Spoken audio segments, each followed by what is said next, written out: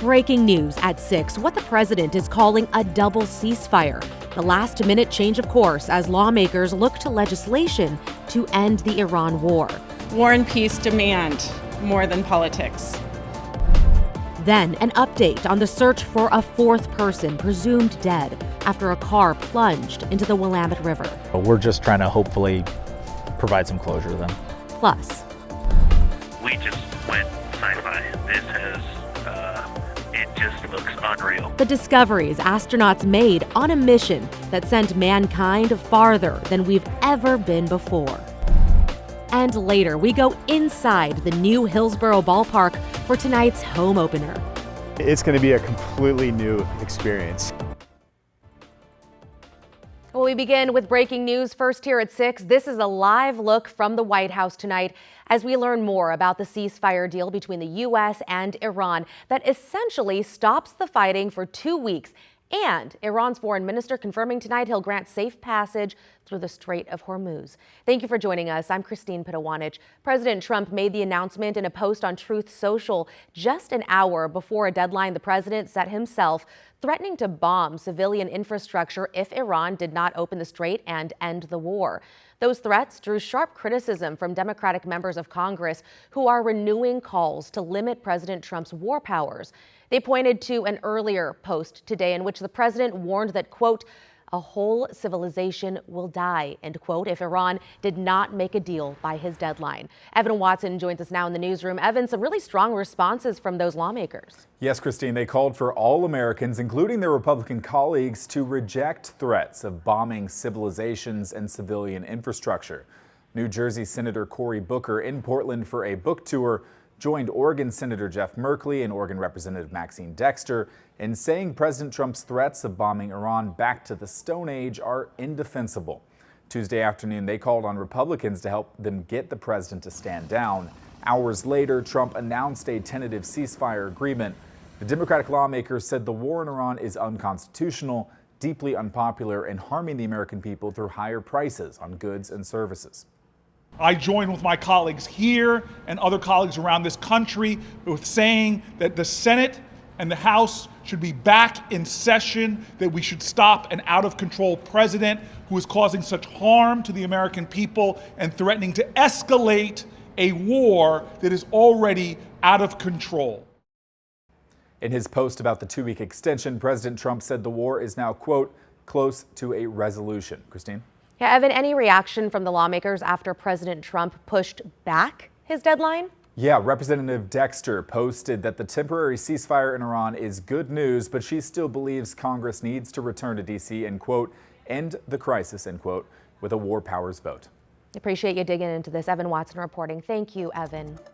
To continuing coverage tonight and the search for the body of the fourth person that was inside a car that crashed into the Willamette River on Monday. Celine Stevens is live out at Waterfront Park. She's been there all day after crews searched the water. Celine. Christine, so according to the Multnomah County Sheriff's Office, they were out here this morning again searching the river, but their sonar equipment was not able to find that fourth person whose body is no longer in the car. Still, they say that they're going to continue the search for the next several days. We're just trying to hopefully provide some closure to them. Tuesday marks day 2 of the search to recover one more body from the Willamette River. Flowers now attached to the barricade sectioning off where the car crashed through the fence early Monday morning. It's terrible to hear what happened. I feel bad for the 3 people that were in the car with the person that was driving that make the decision to do what they did. We just wanted to, show support for the kids that lost their life. Really it's sad for, the community. A Portland police officer tried to pull the car over for driving recklessly, but the driver took off through Waterfront Park and straight through the fence. People speed all the time. It's very dangerous, and then unfortunately, in this case, lives were lost. One person was rescued soon after the crash. 2 other bodies were recovered by Monday afternoon, with the fourth person still missing, but presumed dead. Police tell us the people involved were between 17 and 20 years old. We want to make sure, if we can, to go and find this unaccounted for person and return them to their family. The search continued early Tuesday morning for a couple of hours using sonar instead of divers. We have a system on our boat. It's called side scan sonar. It basically shoots sound waves at the floor of the river, and those sound waves bounce back. It's not a clear photo. It's not like as if you can see. It's kind of very grainy and garbled, and we have to kind of try and interpret what we're seeing and use that to determine if there's something of interest down there. Deputy Ryan Barrett explaining limited resources and safety concerns make searching the river even harder. The visibility is about 3 feet to 4 feet when you're on the bottom there. It's incredibly dark. We can run through every one of our tanks of air just trying to cover a quarter of a football size field area. And we have 20-something tanks. Community members and family coming out to the river to the site of the crash all day long. It really hits at home when you see kids' lives lost.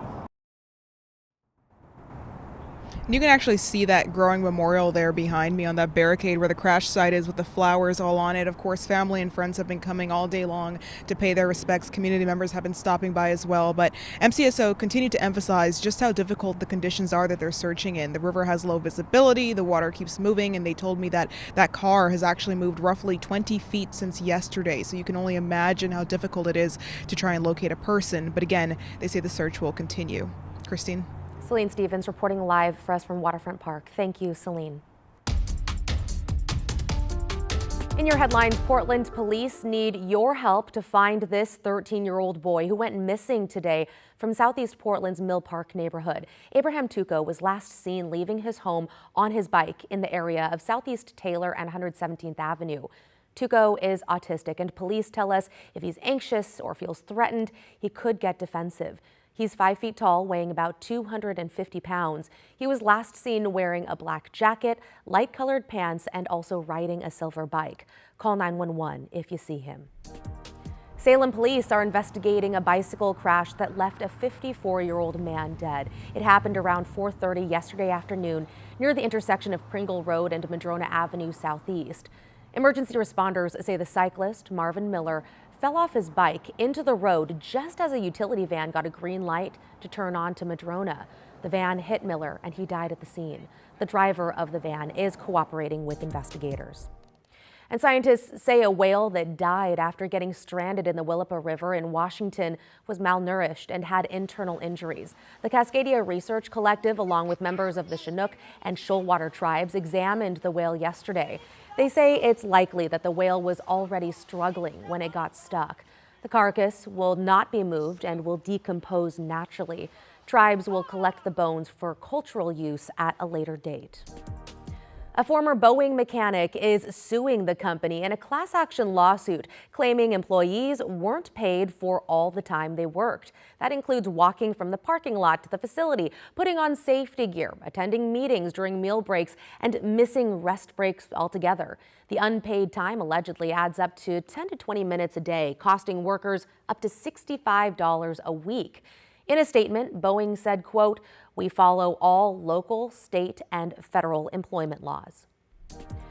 Now to a major deal in the tech world, with Intel announcing it's joining Elon Musk's Terafab project. It is a massive AI chip complex being built with SpaceX and Tesla in Texas.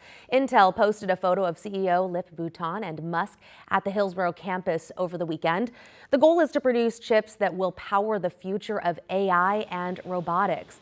The deal is a pretty significant win for Intel, which has faced billions in losses and widespread layoffs as it fights to stay relevant in this AI era.